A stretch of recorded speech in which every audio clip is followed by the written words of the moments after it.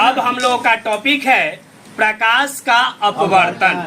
अभी टॉपिक क्या है? प्रकाश का अपवर्तन। सुनेंगे प्रकाश का अपवर्तन किसे कहते हैं। प्रकाश क्या है ये आप लोग भली भांति जान चुके हैं।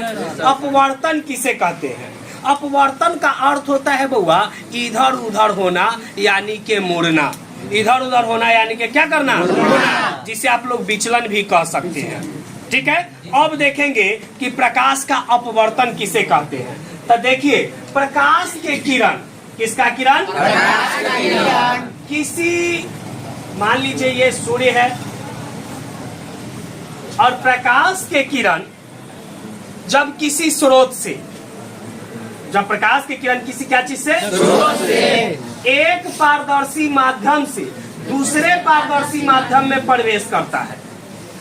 प्रकाश के किरण एक पारदर्शी माध्यम से दूसरे पारदर्शी माध्यम में प्रवेश करता है तो अपनी दिशा में विचलित हो जाता है या कुछ मुड़ जाता है। यह घटना प्रकाश का अपवर्तन कहलाता है। मान लीजिए कि ये था निर्वात, ये था निर्वात, यहाँ है वायु और यहाँ पर आ गए हम लोग जल। बात को समझे? तो जब प्रकाश के किरण एक पारदर्शी माध्यम से जैसे ही दूसरा पारदर्शी माध्यम में मुड़ेगा ना तो हल्का दिशा में क्या हो जाएगा? विचलित हो जाएगा। ठीक है, अब फिर वही अगर दूसरा से तीसरा में जाएगा तो फिर ये हल्का क्या हो जाएगा? विचलित हो जाएगा। तब प्रकाश के किरण एक पारदर्शी माध्यम से दूसरे पारदर्शी माध्यम में जाता है तो अपनी दिशा में मुड़ जाता है। यह मुड़ने की घटना प्रकाश का अपवर्तन कहलाता है।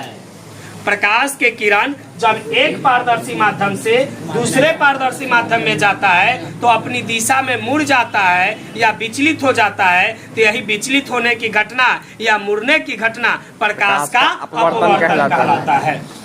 ठीक है, अब देखेंगे प्रकाश के अपवर्तन के दो नियम। प्रकाश के अपवर्तन के दो नियम। प्रकाश के अपवर्तन के कितने नियम? दो नियम। पहला नियम कहता है कि आपतित किरण और अपवर्तित किरण, या ऐसे भी बोल सकते हैं आपतित किरण अपवर्तित किरण, आपतित किरण अपवर्तित किरण, आपतित किरण अपवर्तित किरण तथा आपतन बिंदु पर खींचा गया अभिलंब तीनों एक ही समतल पर होता है। तो ध्यान देखेंगे बुआ कि ये जो किरण है ये कौन किरण है? आपतित किरण। एक माध्यम से ऊपर से आ रहा है ना तो उसे क्या कहेंगे? आपतित किरण। और जैसे ही दूसरा माध्यम में प्रवेश करेगा और इधर उधर विचलित हो जाएगा तो उसे हम कहेंगे अपवर्तित किरण। तो यही कह रहा है आपतित किरण अपवर्तित किरण तथा आपतन बिंदु पर खींचा गया अभिलंब तीनों एक ही समतल पर होता है।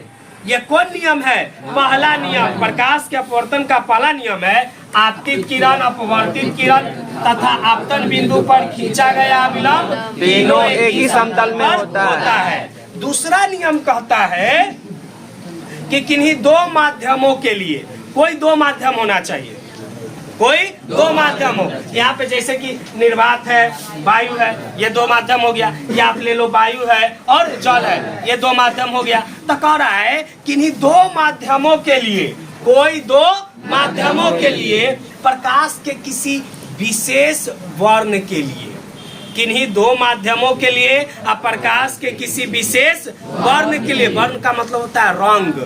ठीक है ना? आज जानबे करते हैं श्वेत प्रकाश कितने रंगों से बना है? 7 रंगों से मिलकर बना है। श्वेत प्रकाश कितने रंगों से? 7 रंगों से मिलकर बना है। तो कह रहा है किन्हीं दो माध्यमों के लिए, किन्हीं दो माध्यमों के लिए किसी प्रकाश के विशेष वर्ण के लिए आपतन कोण की जया, किसकी जया? आपतन कोण की जया और अपवर्तन कोण की जया। आपतन कोण की जया को हम लोग साइन आई से सूचित करते हैं और अपवर्तन कोण की जया को हम लोग साइन आर से सूचित करते हैं। किससे करते हैं बउआ? साइन आर से। याद रहेगा, साइन आई से और साइन आर से। आपतन कोण की जया अपवर्तन कोण की जया का अनुपात, आपतन कोण की जया अपवर्तन कोण का जया का अनुपात एक क्या होता है? होता है।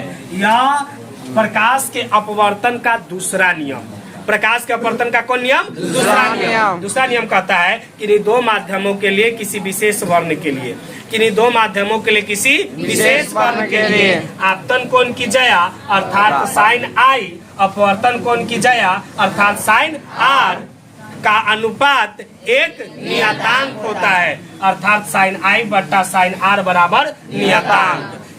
प्रकाश के अपवर्तन के दूसरे नियम को, प्रकाश के अपवर्तन के दूसरे नियम को स्नेल का नियम भी कहा जाता है। प्रकाश के अपवर्तन के दूसरे नियम को स्नेल के नियम भी कहा जाता है। कोई दिक्कत? दीजिए, ध्यान दीजिएगा, ये दो जो माध्यम बताए हैं वो दो माध्यमों में एक सघन होंगे तो एक विरल होंगे, एक सघन होंगे और एक विरल होंगे। जिन माध्यमों का घनत्व अधिक होगा वो सघन कहलाएगा और जिन माध्यमों का घनत्व कम होगा वो विरल कहलाएगा। जिन माध्यमों का घनत्व अधिक होगा वो सघन कहलाएगा, जिन माध्यमों का घनत्व कम होगा वो विरल कहलाएगा। हम पूछेंगे आपसे कि बताइए जल क्या है? सघन है। जल क्या है? वायु क्या है? विरल है। वायु क्या है? विरल है। जल क्या है? वायु क्या है? विरल है। तो अब यहाँ पर देखोगे कि पहला माध्यम हो गया, मान लो कि जल, पहला माध्यम कौन हो गया? जल। और दूसरा माध्यम हो गया वायु। अगर प्रकाश के किरण पहला माध्यम अर्थात जल से, या इसको बोल सकते हैं सघन माध्यम से, इसको बोल सकते हैं क्या चीज से? सघन से। अगर प्रकाश के किरण सघन से विरल में जाता है, अगर प्रकाश के किरण सघन से विरल में जाता है तो अपवर्तित होने के बाद प्रकाश के किरण अभिलंब से दूर भागेगा। अभिलंब से क्या करेगा? दूर भागेगा। याद रहेगा, ये ऑब्जेक्टिव है कि अगर प्रकाश के किरण सघन से विरल में जाता है, प्रकाश के किरण सघन से विरल में जाता है तो अभिलंब की ओर आएगा कि अभिलंब से दूर भागेगा? अभिलंब से दूर भागेगा। लेकिन जस्ट इसको उल्टा कर दीजिए, अगर प्रकाश के किरण विरल से सघन में आए, विरल से सघन में आए, अगर प्रकाश के किरण विरल से सघन में आए तो अपवर्तित होने के बाद यह किधर की ओर आएगा? अभिलंब की ओर आएगा। किधर की ओर आएगा? अभिलंब की ओर। सघन से विरल में जाने पर क्या होगा? अभिलंब से दूर।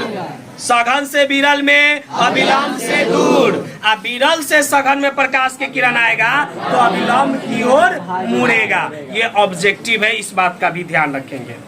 ठीक है।